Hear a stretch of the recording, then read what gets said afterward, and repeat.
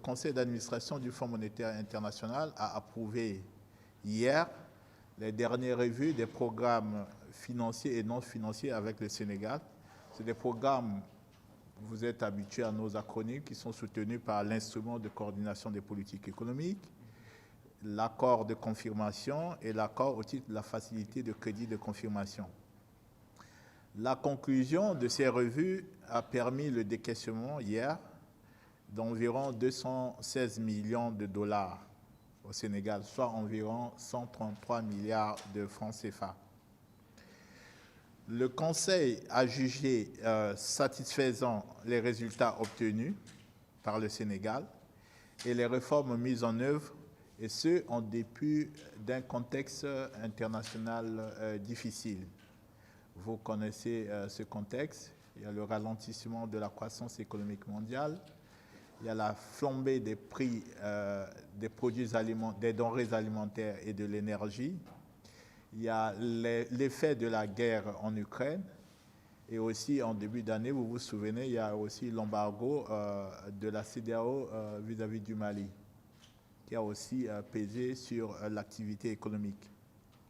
Donc, en dépit de ce contexte difficile, la croissance économique du Sénégal en 2022, certes en baisse par rapport à 2021, est restée positive. On estime qu'elle serait de l'ordre de 4,7%. Les recettes budgétaires, les recettes fiscales propres de l'État ont fortement augmenté en 2022.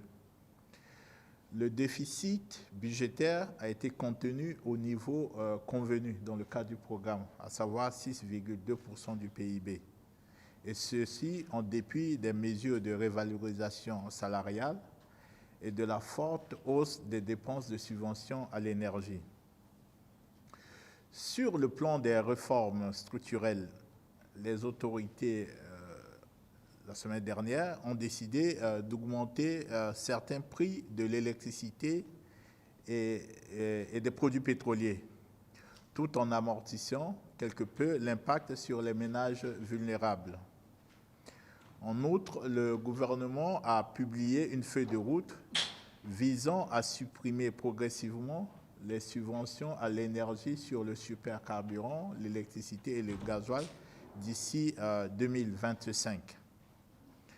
Des progrès aussi significatifs ont été réalisés dans l'amélioration de la transparence et de la reddition des comptes. Je voudrais faire ici allusion au rapport de la Cour des comptes sur l'utilisation des fonds Covid-19 qui a été publié, et les autorités et le gouvernement envisagent des mesures pour remédier aux faiblesses, aux irrégularités identifiées.